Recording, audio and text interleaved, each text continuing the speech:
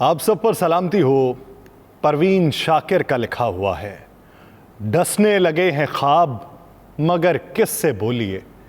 मैं जानती थी पाल रही हूं सपोलिए, तेरी बरह न पाई के दुख बांटते हुए हमने खुद अपने पाँव में कांटे चबो लिए। मैं तेरा नाम लेके तजब्जुब में पड़ गई, सब लोग अपने अपने अजीजों को रो लिए। तस्वीर जब नई है नया कैनवस भी है, फिर तश्तरी में रंग पुराने ना घोलिए। नाज़रीन, मैं हूँ यासिर रशीद और आप मेरा व्लॉग देख रहे हैं। नाज़रीन, एक मिरासी ख्वाब में किसी की शादी पर दूल्हे के सर से जो पैसे घुमा के, जिसे पंजाबी में वेला कहते हैं, पकड़ रहा होता। लड़के के वालिद ने जब मुसलसल 20-20 रुपए के नोट पकड़ाए तो मिरासी ने 50-50 के नोट की जिद की, लेकिन लड़के का वालिद ना माना। इतने में मिरासी की आंख खुल गई तो दोबारा आंख बंद के कहने लगा, चलो ठीक है 20-20 की ही करवाते रहो। Chief justice of Pakistan justice Qazi Faez Isa ने 70 तोला सोना कमेटी के केस में रिमार्क्स दिए कि लगता है कि पुलिस किराए की पुलिस बन चुकी है और रियासत करप्शन और स्मगलिंग करने में मुआवनत करती है। सोने की कमेटी निकलने पर सोना फराहम ना करने से मुतल्लिक केस की समाअत में chief justice Pakistan justice Qazi Faez ईसा की सरबराही में 3 रुकनी बेंच ने की। दौरान समाअत अदालत ने गैर मायारी तफ्तीश पर प्रोसिक्यूशन पर बरहमी का इजहार करते हुए कमेटी गिरफ्तार मुलजिम ने बनाई और तफ्तीश अहले खाना से हुई। एडिशनल प्रोसिक्यूटर ने अदालत को बताया कि 10 ग्राम सोने की कमेटी निकलने पे सोना अदा नहीं किया गया, जिस पर अदालत ने पूछा कि गिरफ्तार सुनार ने कितना सोना कमेटी के जरिए देना था। मुद्दई ने बताया कि कमेटी से निकलने वाला 70 तोला सोना नहीं दिया गया। चीफ जस्टिस पाकिस्तान ने रिमार्क्स दिए कि 1.5 करोड़ मालियत के सोने का कोई इनकम टैक्स अदा नहीं किया गया। ये सोना कहाँ से आता है, इसकी कानूनी हैसियत क्या है। रियासत करप्शन और स्मगलिंग करने में मुआवनत करती है। जस्टिस काजी फायज ईसा ने कहा, इस केस में असल मुलजिम तो पुलिस को बनाना चाहिए। पुलिस वाला सोने का सिर्फ अपने मतलब के लिए ही पूछेगा। लगता है कि पुलिस अब किराए की पुलिस बन चुकी है। पुलिस की अब अपनी इज्जत नहीं रही, इदारे की इज्जत होनी चाहिए। पुलिस और पटवारी का शाही सिस्टम खत्म होना चाहिए। सुप्रीम कोर्ट ने सोने की कमेटी में गिरफ्तार मुलजिम की जमानत मंजूर करते हुए मुलजिम को 2 लाख रुपए के मचलके जमा करवाने का हुक्म दे दिया है। यानी सोना नहीं मिला तो 2 लाख ही सही। अब की बात आगे अगर चलते हुए दीगर केसेस की बात की जाए तो साबिक वज़ीर कानून आज़म नदीर तारड़ साहब ने कहा है, ये वो केस है जिसके बारे में फैसला जब मंजर आम पे आया तो अभी इबहाम मज़ीद पैदा होना शुरू हो गए और बातें ये गर्दिश करना शुरू हो गई कि मियाँ मोहम्मद नवाज़ शरीफ साहब जो लंदन से दुबई आएंगे, जो लंदन से सऊदी अरब से दुबई से पाकिस्तान आएंगे, अब वो पाकिस्तान में लाहौर आते हुए भी इस्लामाबाद में पहले रुकेंगे। किन वजूहात की बुनियाद पर रुकेंगे ये आगे चल के बताता हूँ। प्रैक्टिस एंड प्रोसीजर एक्ट फैसले में अदालत ने पार्लियामेंट की कानून साजी की ताकत को तस्लीम किया। या बकौल आज़म नज़ीर तारड़ साहब, उन्होंने कहा है कि इलेक्शन एक्ट 2017 में 5 साल की नाअहली से मुतल्लिक तरमीम हुई। कानून कहता है जहां आइन कुछ ना हो तो कानून साजी से आगे बढ़ा जा सकता है। उन्होंने कहा कि पार्लियामेंट इलेक्शन एक्ट कानून साजी के बाद मियां मोहम्मद नवाज शरीफ और दीगर लोग जिन्हें ताहयात नाअहल किया वो अहल हैं। नवाज शरीफ अब इस कानून साजी के तनाजुर में अहल है। साबिक वज़ीर कानून का कहना था कि सुप्रीम कोर्ट ने प्रैक्टिस एंड प्रोसीजर का बहुत अच्छा फैसला दिया। अदालत ने पार्लियामान की कानून साजी की ताकत को तस्लीम किया। अदालती फैसले पार्लियामेंट को मजबूत कर चुके हैं।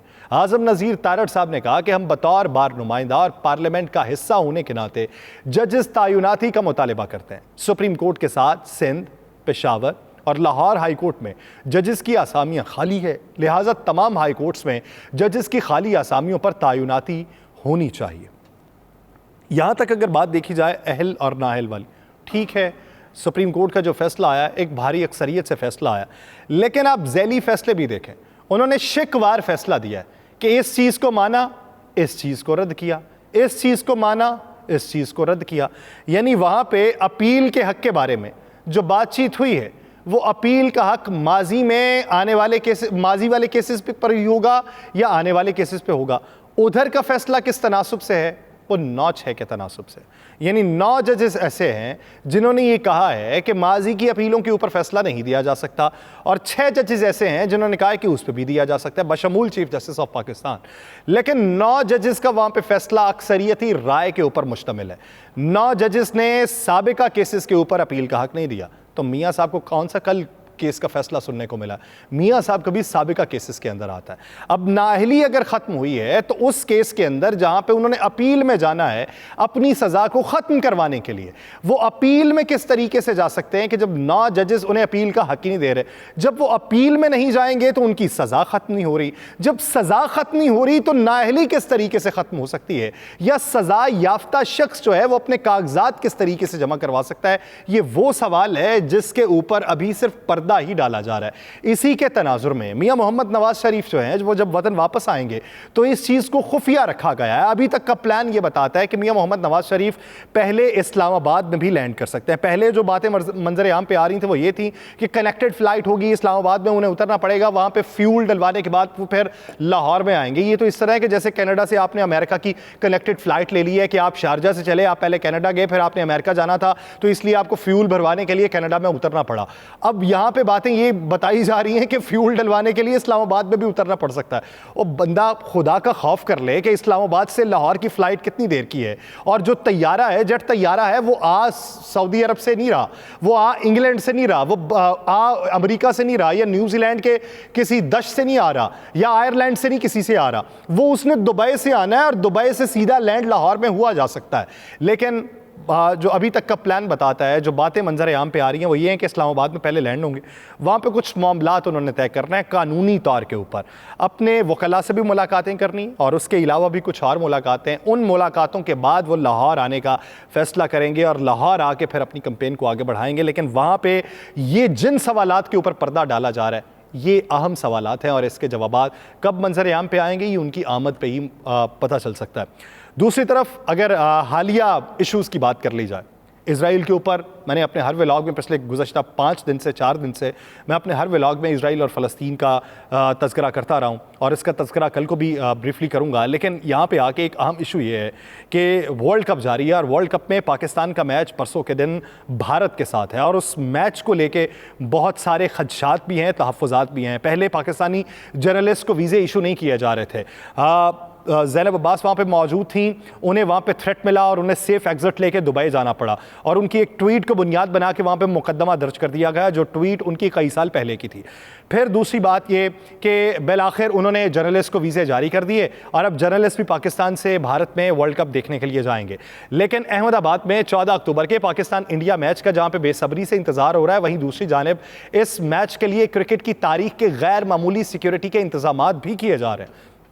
याद हो कि जब पाकिस्तान को एक फेक ईमेल आई थी और उस फेक ईमेल के बदले न्यूजीलैंड ने अपनी टीम वापस बुलवा ली थी और फिर पाकिस्तान में जहां पे इंटरनेशनल क्रिकेट के दरवाजे खुलना शुरू हुए थे वो फिर से बंद हो गए और दरवाजों को भी जंग लग गया, दरवाजे खुलने का नाम नहीं ले रहे थे। फिर कहीं जाके हमने यहाँ पे इंटरनेशनल क्रिकेट बहाल की तो वहां पे भी भारत के अंदर भी एक ऐसी मेल, लेकिन वहां पे किसी ने इनकार करना मुनासिब नहीं समझा। वहां पे आप ये देखिए कि जहां पे सारे मैचेस जारी हैं रॉबिन राउंड के जरिए के, यानी हर टीम ने हर टीम के साथ मैच खेलना है, तो उन मैचेस में पिचेस जो हैं वो 9 टीम्स के लिए क्यूरेटर एक है और एक टीम के लिए एक है। अपनी मर्जी और मंशा के मुताबिक आप सारी चीजें कर रहे हैं, उसे सरफे नजर कर लिया। लेकिन जहां पे एक बहुत बड़े हमले के खदशात हैं, क्योंकि मैच के रोज स्टेडियम और शहर में 11,000 से ज्यादा सिक्योरिटी एहलकार हिफाजत के लिए सिर्फ तैनात किए जाएंगे, जो 2 टीम्स के लिए और वहां पे लोगों के लिए। ये आलमी कप के इफ्तिताही मैच के लिए 3500 पुलिस एहलकार तैनात किए गए थे, लेकिन पाकिस्तान इंडिया के हम मैच के लिए गैर मामूली इकदाम किए जा रहे हैं। अहमदाबाद का जो एडिशनल पुलिस कमिश्नर है चिराग कोरोडाया, उसने नामानिगारों को यानी वहाँ पे जर्नलिस्ट को ये बताया कि दूसरे मैचेस के मुकाबले में इस मैच के लिए बहुत सख्त हिफाजती इंतजामात होंगे। पुलिस ने एंटी ड्रोन सिस्टम का भी इंतजाम किया। इंडियन ज़राए अबलाग के मुताबिक, ये मैं नहीं कह रहा, ये इंडियन ज़राए अबलाग बताते हैं, इंडियन मीडिया चैनल्स बताते हैं कि मुंबई पुलिस को गुज़श्ता दिनों एक ईमेल मौसूल हुई थी जिसमें किसी गुमनाम शख्स ने वज़ीर-ए-आज़म नरेंद्र मोदी को नुकसान पहुंचाने और अहमदाबाद के क्रिकेट स्टेडियम को बम से उड़ाने की धमकी दी थी। और ये वही क्रिकेट स्टेडियम है जो अभी नया बना है, जिसे नरेंद्र मोदी के नाम से ही मंसूब किया गया, जिसे दुनिया का सबसे बड़ा स्टेडियम करार दिया जा रहा है, जहां पे शायकीन के बैठने की जो गुंजाइश है वो 1,37,000 के करीब है। उस ईमेल में जेल में कैद गैंगस्टर लॉरेंस बिश्नोई को रिहा करने का मुतालिबा किया गया। इस केस के तनाजुर में क्राइम ब्रांच ने बुध की शब एक शख्स को गुजरात के राजकोट शहर से भी गिरफ्तार किया। पुलिस का कहना है कि धमकी वाली मेल उसी शख्स ने भेजी थी। उन्होंने कवर डालने की कोशिश की है।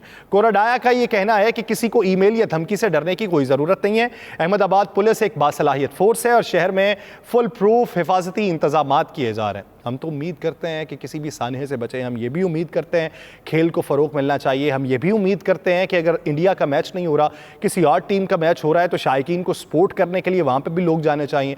हम ये भी उम्मीद करते हैं कि आपने अगर स्टेडियम बना लिए हैं और आप वर्ल्ड कप का वहाँ पर इंतज़ाम कर रहे हैं, अपनी मर्ज़ी के मुताबिक तमाम चीज़ें कर रहे हैं, लेकिन पाकिस्तान के मैच में पाकिस्तानी शायकीन को बैठने के लिए वहाँ पर अगर गंदी कुर्सियाँ फराहम की जाएँ तो उसका भी नोटिस लेना चाहिए। स्टेडियम के दौरान दरवाज़ों पर सिक्योरिटी का जदीद इंतज़ाम नस्ब किया जाएगा। गाड़ियों, होटल और गेस्ट हाउसेस में चेकिंग की जाएगी और मखसूस अनासिर पर गहरी नज़र रखी जाएगी। मैच के लिए स्टेडियम में 1 लाख शायकीन के आने की तवक्को है। एक आला पुलिस ऑफिसर के मुताबिक मैच के रोज़ स्टेडियम और शहर में गुजरात पुलिस होगी, नेशनल सिक्योरिटी गार्ड कमांडोज होंगे, फसाद शिकन फोर्सेस होगी और होम गार्ड समेत 11,000 सिक्योरिटी एहलकार हिफाजती ड्यूटी पर तैनात किए जाएंगे।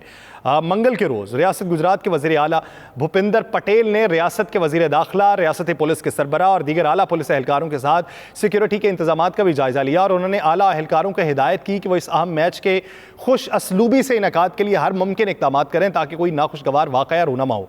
शहर के पुलिस कमिश्नर लियास मलिक ने बताया कि स्टेडियम में भगदड़ की सूरत हाल से निपटने के लिए भी हंगामी इक़दाम किए जा रहे हैं। स्टेडियम में सिक्योरिटी एहलकार बचाव और इमदादी कार्रवाइयों की मशक भी कर रहे हैं। स्टेडियम के सभी दरवाजों और अतराफ में सिक्योरिटी पहले ही सख्त कर दी गई है और इस दौरान पुलिस ने बुध को 4 अफराद को पाकिस्तान इंडिया मैच के जाली टिकट फरोख्त करने के इल्जाम में भी गिरफ्तार किया है। ये याद रहे, जाली टिकट फरोख्त हुए हैं, वो जिनको बेच दिए गए, उन्होंने उन लोगों को गिरफ्तार किया जो बेच रहे थे। वो कितने बिक गए ये अभी मालूम नहीं। ये अफराद जाली टिकट 20,000 रुपए में फरोख्त कर रहे थे। अहमदाबाद पुलिस ने असल टिकट के 6 सिक्योरिटी फीचर जारी किए हैं और शायकीन पर जोर दिया है कि वो स्टेडियम पहुंचने से पहले अपने टिकट की जांच कर लें ताकि जब आप स्टेडियम पहुंचें तो आपको मसाइल का सामना ना हो। हम उम्मीद करते हैं, दुआ करते हैं कि पाकिस्तानी टीम महफूज रहे, इंडिया के लोग महफूज रहें, शायकीन क्रिकेट महफूज रहें, खेल को फ़रोग़ मिले, लेकिन जो दोहरे मायार अपनाए जाते हैं उनका भी खात्मा होना चाहिए।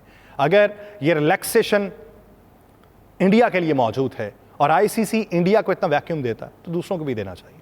मुझे दीजिए इजाज़त, अल्लाह निगहबान।